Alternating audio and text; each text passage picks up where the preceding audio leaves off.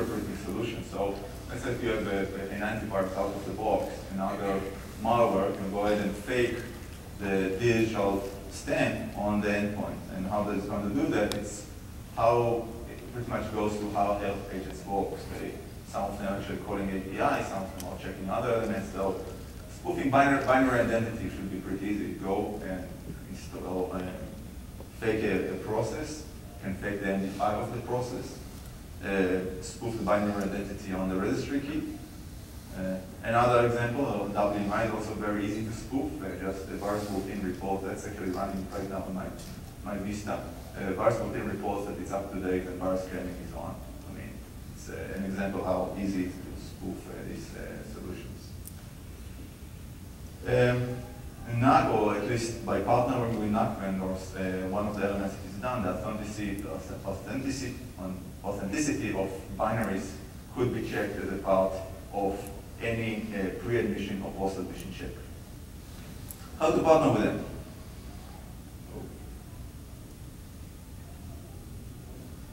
How to partner with NAC vendors? So, the first framework that actually I'm going to talk about is Microsoft NAP. Microsoft NAP is a pretty popular framework. You see here again a very similar diagram to what we saw before. In order to integrate to the NAP health agents on Microsoft, any health agents or any health agent being integrated needs to actually create a SHA, a system, a health agent, or an integration with the SHA client. On the server side, which is going to be Windows 2008 and up, which is called Microsoft NPS, will need to be integrated in SHV. Now, if you actually go ahead and look at the complete solution here, whenever a client connects to the network again, getting temporary access to the network. With temporary access to the network, the communication is going to be sent to the SHV, to the NPS server, and then through the SHV, it's going to be validated to the antivirus solution. After that, the solution or the decision is going to be sent to the network infrastructure. The network infrastructure is going to go ahead and allow the network, or allow the agent to log onto the network. How do you do that? You partner with Microsoft. You get listed on the Microsoft NAP partners. Develop a SHA. Develop an SHV. Very simple. Test your solution. Market the solution. What's great for partnering with Microsoft? First, OS dominance. Microsoft Partner Program, which is beneficial, I can say. Downsides of that: Microsoft only, Microsoft competition in the space. You're familiar with Forefront and Microsoft initiative there. TNC, also I'm sure that you are familiar with TNC. Very similar concept.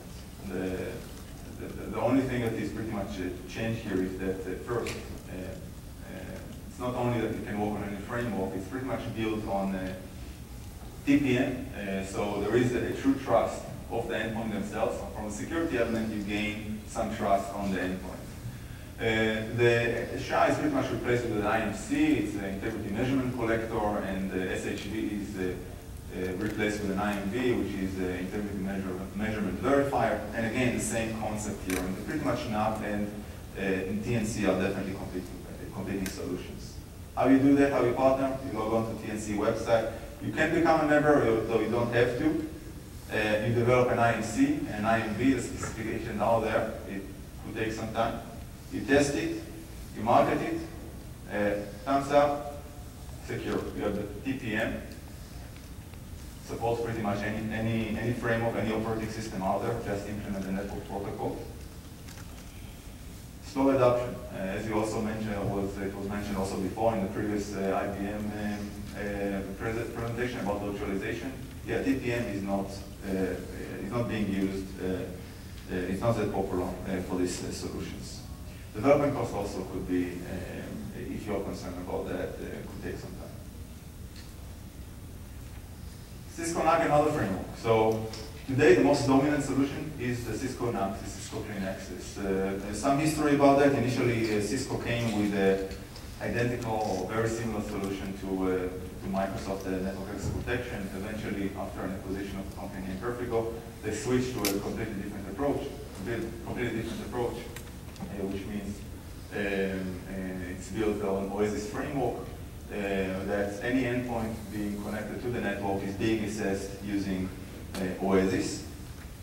How you actually go ahead and partner with Cisco, you pretty much submit application to the OSIsoft framework, you upload the package. After you upload the package, it could be listed at Cisco partnership website. After you get the certification, you'll get actually listed as a supported application. You'll be posted on the management policy of Cisco, and then after that you'll be distributed to Cisco clients that will pretty much copy and paste the support charts. Pros, any platform, development cost pretty much zero, pretty much just upload the package. Another pro is Cisco NAC is 47% of the market today. Cons, Cisco only. Cisco competition. One of the things that Cisco recently added to the Cisco NAC agent is claim win, which means that pretty much they have some direct competition in the antivirus space. Other OSIsoft-based NAC framework are those. Again, if any anti-malware would like to partner with those, simply a simple integration, integration with OSIsoft will work. Other options is always to partner independently with each one of the NAC vendors. So if there is an opportunity, that will always work. Future development of NAC. So things that are pretty much are in the works is pretty much to tie the quality of the security application to the network access control. So what's pretty much the future brings us is that it's not only that you can say that AVG is protecting this endpoint. You can also say that it's also only certified solution or only certified solution with specific scores in this vertical can actually touch them. There are also some interesting and major development in the mobile space, though in terms of trends, that's pretty much things that are being worked on. Questions? First, let me please join me in thanking Benny for that interesting presentation. I think by the look of it, we're out of time, but I'm sure, Benny, you'd be happy to take questions at coffee if anybody has any questions for you. Thank you. Thanks again, Benny.